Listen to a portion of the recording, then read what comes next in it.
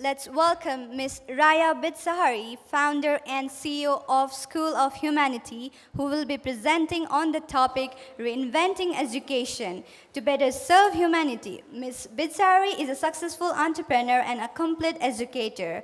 The online high school offers a groundbreaking learning approach and interdisciplinary curriculum. Ms. Bidshahri has gained a global recognition and was featured by the BBC as one of the 100 most influential and inspiring women worldwide. Let's welcome Ms. Bidshahri with a huge round of applause. Thank you. Hello, everyone. I'm Raya. I'm the founder and chief executive officer of School of Humanity. I'll be talking about our model and curriculum in a moment, but essentially we're a breakthrough online high school that is reimagining education. At our school, our learners learn through real-world challenges. We've reimagined the curriculum to focus on future readiness, and it is a global high school serving learners from over 25 different countries. Now, before I go into our school and sharing our lessons and experiences, I wanted to take a moment to talk about why we do what we do. Most of us tend to agree that the world needs a new education system. In fact, 75% of students globally express negative feelings when it comes to going to school. At the same time, I think most of us have felt like a lot of information we were forced to memorize in high school wasn't actually useful to us later in life, and that's actually proven by data. And the rise of emerging technologies such as artificial intelligence all the way to biotech is widening this gap. The cost of the skills gap, which is the skills that we need for today's world versus what is being focused on in the education system, is costing $11.5 trillion in G20 countries alone. So there's a massive gap when it comes to what we teach versus what we actually need to know. This is having a massive impact on all learners and educators globally. We are constantly seeing learners feeling disengaged from what they're learning, feeling overwhelmed by the pressure of standardized tests, and above all, feeling uninspired by the curriculum and the model that they're exposed to. But if you think about it, it makes a lot of sense that the education system is designed the way it has. In case you didn't know, the model that exists today with classes organized by grades, with a standardized curriculum, with measurements through standardized tests, actually came out in the industrial era in the 19th and 20th century. And it came out as a result of the need for standardization for more factory workers. Right? So if you think about the way the factory is designed, you need to standardize processes, you need to standardize the results, and you need to have a consistent outcome each and every time. And our education system that exists today globally was designed with that in mind. However, now we're going into an era of personalization. Right? We have personalized medicine that is looking at our genome and actually personalizing our healthcare to us. We have artificial intelligence engines on everything from our Netflix to our Instagram feeds, personalizing content to us. So it's only about time that we started personalizing education to each and every learner based on what they love to learn and how they learn the best. Now, I want to take you all on a thought experiment. I know it's been a long day and you've listened to a lot of people talk, so join me on this thought experiment for a moment. Imagine our education system, all of it as it exists today, disappeared. All the schools, all the examination boards, all the regulations, everything was gone, and we got to create a new system from scratch for today's world. How would you design such a system? How can you even imagine such a system? Now, I ask you, as you're imagining this, do you see classrooms? Do you see teachers? Do you see tests? And for most people, the answer is actually yes, because we really struggle to imagine something completely different. The narratives about education and schooling are so deeply ingrained in our minds that it's really hard for us to imagine something completely different. So over the next 15 minutes or so, I'm going to take you on a journey of really creating a new education system from scratch. And I invite you to join me on that journey. So first, we're going to start with the curriculum, reimagining what we learn in schools. Right? Traditionally, this has been really hard to question. The government often sets specific standards of curriculum, or you have international bodies like IGCSE or CBSE that set that curriculum. But this doesn't exist in our imagination right now. We're starting from scratch. But before we can do that, we have to ask ourselves, what is the objective or goal of schooling or even any kind of education? And I'd like to believe that the goal is not just about university or career preparation. The goal is human progress. When we think about education, it is one of the most powerful tools that we have for human progress. And sure, a part of that is preparing learners for the emerging workforce, but even more importantly, it's enabling them to live a life of flourishing and to be able to tackle the local and global challenges that face our species as a whole. That, I believe, at least should be the goal of education. However, we can disagree. You can have different education systems around the world that have different goals, and that's also okay. So with this goal in mind, what my team and I did at School of Humanity is we created a new type of curriculum for this objective. We call this curriculum the Human Literacies Framework. The word literacy comes from the OECD, and literacy is defined as a combination of knowledge, skills, and dispositions. Mindsets, right? And those three things are equally important in a literacy-based curriculum.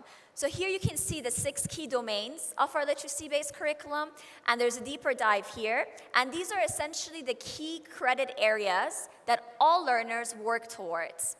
And as you'll see, in this core curriculum, there is equal emphasis on human flourishing, such as emotional and existential skills, as you have with discovery, which is mathematical and technological skills, as well as thinking skills, such as critical thinking, logical thinking, ability to take action, and societal skills as well. And this is a much more holistic overview. And what we've done is taken a lot of these abilities that are often in the extracurricular and moved them into the core curriculum.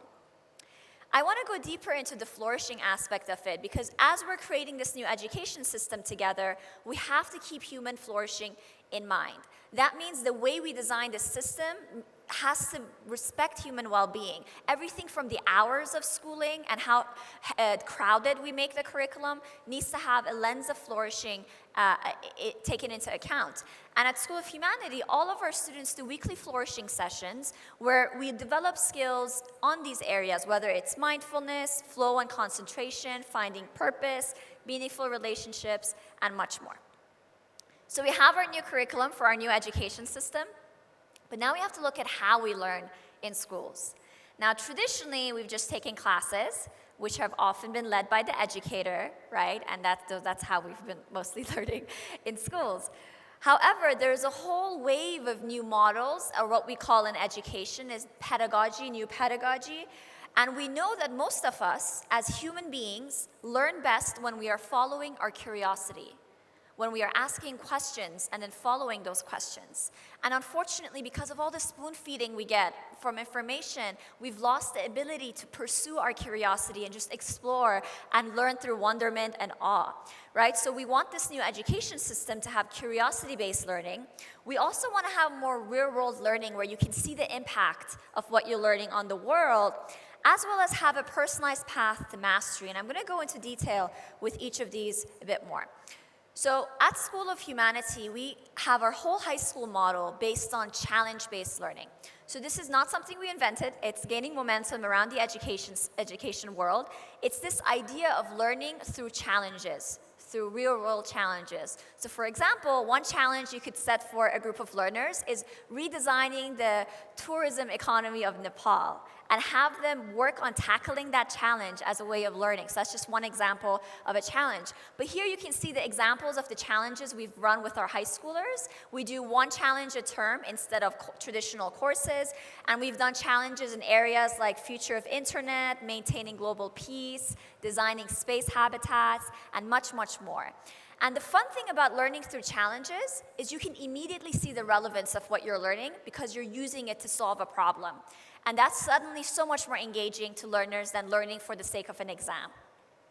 And so over the course of a challenge or a term, learners essentially engage with the challenge, they investigate, then they act on it, and for us, we added 2 additional stages to this pedagogy. One is a micro-internship they do with a real-world organization, and then a showcase to showcase their journey. Now, the nature of challenge-based learning is that it's inherently interdisciplinary. You don't learn the subjects alone in isolation. You learn them in connection with one another in order to tackle the challenge. Now, why does this matter? Why does it have to be interdisciplinary? Because if you look at most challenges in our world, whether it's climate change or the refugee crisis, no single subject can tackle one of these challenges. Rather, the collection of disciplines can together. So just to give you an example, one of the challenges we ran this term was designing space habitats. So our high schoolers were working on creating colonies on the moon, on the Mars, and so forth. And so they learned chemistry by looking at the chemistry of atmosphere and space environment. They learned geography through looking at what makes Earth so special as our home. We looked at human physiology and anatomy by thinking about the impact on astronauts. We also looked at things like economics by thinking about space economies. So you can bring in all the traditional subjects, but you do it in a much more interdisciplinary way. Another one I can share is one of our science units. It's called Designing with Nature. We cover design and engineering by looking at how we can learn from nature's innovations to solve problems. Of course, biology is covered by looking at systems in life. Geometry by looking at the shapes in nature and how we can learn from that when innovating. As well as entrepreneurship with how you can take some of these innovations that are inspired by nature and monetize them to make the world a better place. Now, the last aspect of our new education system is something called mastery-based learning. Now, traditionally, in most schooling systems around the world, learners are organized by age, right? So everyone in one grade is typically similar age, and that is the path forward. However, in a mastery-based model, which is an emerging movement in the United States, and we're starting to advocate for it in Asia as well, learners move at their own pace based on ability, not age. So technically, a classroom can have multiple age groups that are equal ability in that domain. So in a traditional educator-led framework, you have lesson by lesson kind of progress, but in a mastery-based framework, which is learner-led, they have to master one topic before moving to the next. Right? So it's a completely different approach, but it makes a lot of sense because the pace I learned math at was very slow compared to the pace I learned, English language at. So allowing that flexibility makes a lot of sense. It encourages deeper understanding. It makes sure no one is left behind, and it also enables learners to feel more responsible about their learning journeys. And the way we do this at School of Humanities, we have different skill units that are completely self-paced that learners do in their own time, allowing them to master the curriculum. I wanted to take a moment to share a story. So this is Aryan. He's actually from Nepal, and I just caught up with him when I was in Pokhara. He took me to the best momos, apparently, in Pokhara. And so Aryan is one of our alumni from our summer school program. And when I caught up with him, I found out that he's doing amazing things. So during our program, he participated in the Ethical and Humane Technology Challenge with us. And right now, he's actually taking a gap year, and he's the project manager for sharing opportunities. And he's helped 1,200 people get connected to work opportunities, internships, and employment. And he was just announced a top 500 RISE finalist out of 50,000 candidates globally. And he was the first person from Nepal to ever get listed as a finalist for this prestigious award. And we cannot take credit for Aryan's accomplishments, but Aryan is proof that a lot of learners are motivated by learning through real-world impact. They want to work on projects. They want to do real things. They don't want to just memorize in their room and then take a test. They're so much more proactive when they can actually have an impact on the world, and they're never too young to have an impact on the world. So I thought that would be a beautiful story to tell. And that brings us to how we need to reimagine why we learn. What is the incentive of learning in our education system? Right now, it's mostly test scores, exams, right? Parents want their kids to learn so they get better grades. Educators are judged by the grades of their students, so they want them to get better grades. The learners want to get better grades because they believe that's the path to success. Grades and test scores are the main incentive of learning. But what if we change that incentive? What if we removed exams? So the problem with exams is that they're not necessarily a holistic measure of intelligence.